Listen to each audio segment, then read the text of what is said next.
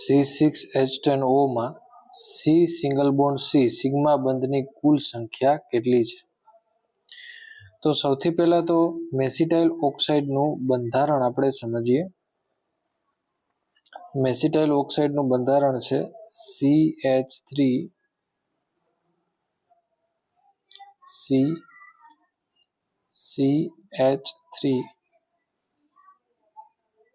Double bond CH single bond C double bond O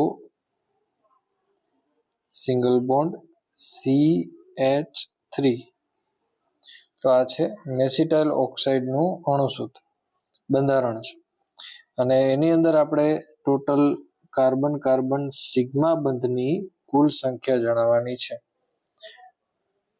તો sigma બંધ ગણીએ. Carbon carbon વચ્ચે આ પહેલો સિગ્મા બોન્ડ થયો, પછી આ બીજો